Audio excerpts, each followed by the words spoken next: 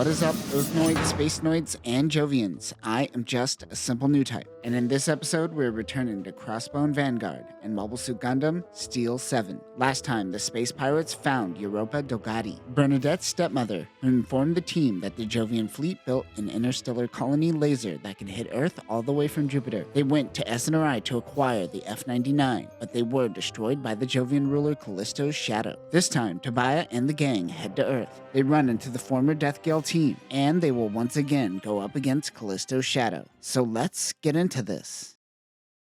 An automated defense satellite tries to stop them from entering Earth's atmosphere. Tobiah uses the new eye field on his hand to block the attack. He shoots down the satellite and heads into Earth. They don't have any time to waste. Tobiah is wandering around a small town. When it comes to ace pilots, the first name that came to mind was Kincaid, of course. He knows that if he tells them, Kincaid will throw himself back into the battle once again. But if he doesn't, Kincaid will really be mad at him. An old lady points him in the direction of their bakery. She also mentions that they just had a second child. He can't risk dragging them back into battle. He decides not to see them. But knowing that they are living on Earth, Tobiah uses this as an excuse not to lose to the Jovians. He heads back to Minoru and Derek. I said that Derek died during the F-99 attack, but it was Ulysses who actually died. Derek is currently having a panic attack. He also overheard Omno talking about spying on Europa. Omno, who is currently contacting the team from Earth orbit, is mad at Bernadette for sneaking off. There's nothing official in the EFF databases about Icarus dropping to Earth. Tobiah wants to set up a gate and funnel them in where they could chop them off one by one. Minoru says that was a great movie, because that is the same ending to Kurosawa's Seven Samurai. It's called Steel 7. Guess where the inspiration came from?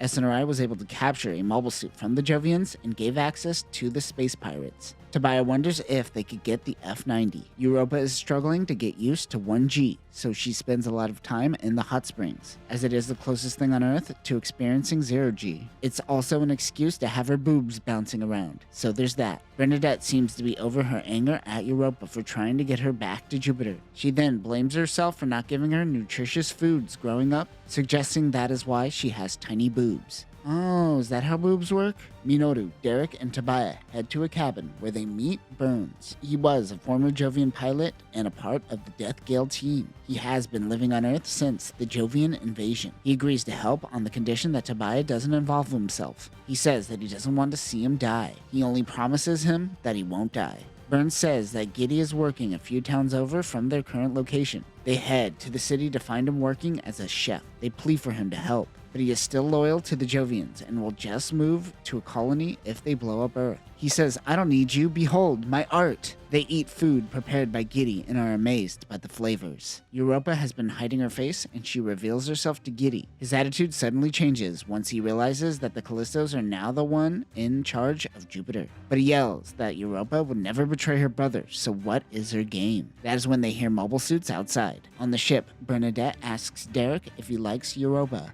If he does, he doesn't have to be afraid to ask her out. But he informs her that actually he has been assigned to watch over Europa in case she does something shady. He pulls out a gun and says he's been ordered to kill her if things go wrong. That is when Jovians descend on the town. Callisto's shadow has been following them, looking for Icarus as well. Tobiah wonders if Europa truly is a spy. Derek tells Bernadette to think about it for a moment. How have the Jovians been following him this whole time? She says that can't be possible, we were naked and vulnerable together. And it is Japanese anime law that you can't be disingenuous while having a naked bath sesh. Amakusas drop down from an elcopy. The elcopy is a transformable mobile armor that functions as a long-range transportation for mobile suits. It is said to be a mobile suit designed for the Jupiter invasion. Standing at 40 meters tall, the mobile armor form flips upside down and uses a hybrid of physical rotors and beam rotors. This is the beginning of the next evolution of beam technology that we will soon see in Victory Gundam. Make everything a beam, just don't stick your dick in a beam. However, the mobile armor has to land upside down on the legs, making it hard to transform. Yes, someone not born on Earth definitely designed this. Weapons include a beam gun on each finger. As the chaos ensues, Giri smacks his gun over Tobiah's head. He is still loyal to Jupiter after all. Callisto calls him number 2. Remember, he, the Callisto Bros, and Europa are all former new type students of Professor Icarus. He was number 2 to Callisto. She actually isn't a spy, and Callisto starts laughing. They have been keeping a morbid secret from her this whole time. It appears as though all three of them are psychically linked, but Europa can't read their minds. However, the Callisto Bros can read her mind. They just never told her. Damn, that's messed up. Because of this, she has been a walking map, and they always knew their exact location. Callisto's shadow asks Giri to join their cause once again, but he spits at and tries to attack Callisto. He says that he is trash. He just hates him. Everyone begins fighting. That is when Patchwork comes in riding the nozzle. Europa grabs a gun and runs onto the elcopy. It takes off with Tobias still hanging on. Even Tobias sees that this unit has to flip upside down to transform and calls the elcopy stupid. On board, Callisto takes his sister prisoner. He lets her know that her entire life has been in service of putting the Callisto Bros in power. Because they could read her mind, they were the ones who influenced her to enter into marriage with Crux, so they can eventually assume power. That is when Tobias in his turtleneck comes in and punches Callisto's shadow in the face. He freaks out at the sight of blood. That might be the first time he's ever bled before. Definitely the first time he's ever been hit. He says, fine, I'm opening the pod bay doors and killing both of you now. They fall out towards Earth. Meanwhile, EFF receives word that the space pirates are moving into Earth atmosphere. It is Harrison and the F-91 pilot from Skull Heart. He moves in on their location. Patchwork goes in and grabs the two falling. Bernadette grabs them, but the mobile suit is hot, so be careful. That is when Tobias notices the blue F-91. Derek is in the nozzle and Bernadette and Patchwork. Tobias switches places with her. Bernadette is happy that she was able to save him for a change. The elcopy retreats, and Tobias shows himself to Harrison. Harrison still doesn't know that he is the pilot of Skull Heart, and just thinks of him as the transport guy. They head back to town, where Harrison seems to know Minoru. Minoru happened to go by the name the Blue Flash of the Federation before Harrison donned it. Giri wants to go with them. He is still loyal to the Jovians, but he wants to kill the Callisto Bros. Burns and Minoru both call him a tsundere.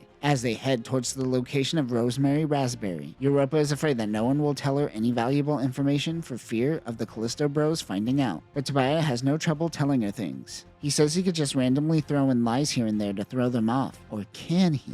She tells him that her brothers can't find out her location when she is in love. She touches Tobias. Ooh, it's time for mommy-daughter harem happy hour. Anyone else remember watching Happy Lesson back in the day? What a good old harem time. What are we talking about? Bernadette's jealousy intensifies. The next day, the team splits up. Minoru and Harrison are going to go look for Icarus while the others continue gathering ace pilots. Derek wants to go with him, but he tells him that when real trouble comes, only you can help yourself. Since the death of his comrades, Derek seems to be losing it, but his determination is still just as strong. Minoru is struggling to deal with the disconnect and thinks that he may need to hang it up as a teacher. Or as he puts it, can one prevent a man who only knows how to pilot from grasping control of the stick? No, actually what I said was better and less phallic. When they head to Jupiter, they don't think they could bring Derek with them. Meanwhile, Bernadette tells Europa not to take her man away from her. They find Rosemary, who happens to be working as a stripper. They wonder if they could put the fate of humanity in her hands. She instantly agrees to work with them. Tobias says, just to remind you, we are all probably going to die during this mission. She goes, yeah, cool. Rosemary seems to be all about money and bloodlust. Tobias gets a call from Minoru, informing him that they found Icarus. He says to get back to their location quickly. He won't explain it over the phone. Rosemary says, hey, I know what that is because I used to pilot it. She says that Anaheim Electronics called it the Speed King.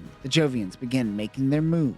On the Earth's surface, Tobias looks on at the Speed King. While looking at it from above, he notes that it is just Mother Vanguard's sail, or at least part of it that attaches to a docking unit for a mobile suit. They wonder how Rosemary piloted this. She said that AE were looking for pilots, but after things went wrong and she crashed, she just bailed, disappeared, and became a stripper, I guess. Callisto's Shadow and Callisto's Light talk to one another. It is clear that Shadow's journey was a one-way trip, and he and his men plan on dying to fulfill the desires of the Jupiter Empire. Harrison leaves one of his teams, their F-91. They also stole a Corvarze for them to use. They have some help from the Federation as well. Derek is still having a panic attack. Giri reminds him that Tobias doesn't really seem to think too often. He reminds Derek of the most important rule of being a pilot: get some rest. Derek and Tobias have a conversation about his cat. He says that his cat can react when it's afraid and knows when to protect itself. Be more like Cat. As day breaks, the Jovians approach their location. Tobias is in Patchwork, Giri in the Corvarze, and Minoru in F-91.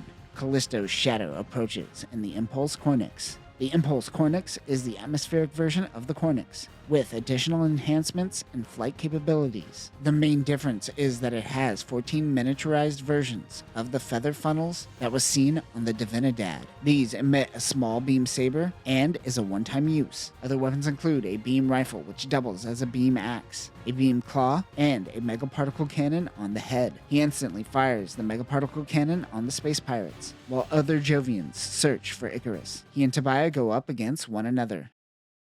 And that will do it for this episode. It's a wild thing to throw out at your sister that you've been able to read her thoughts her entire life. The pranks as a kid must have been insane. Next time, we will conclude Mobile Suit Crossbone Gundam Steel 7. The team will go up against Callisto's Shadow. They finally make their way to the Jupiter Sphere, and they will go up against Callisto's Light. But that will do it for now, new types. Remember, even in the future, the best pilots have to resort to a version of what is essentially OnlyFans. Peace.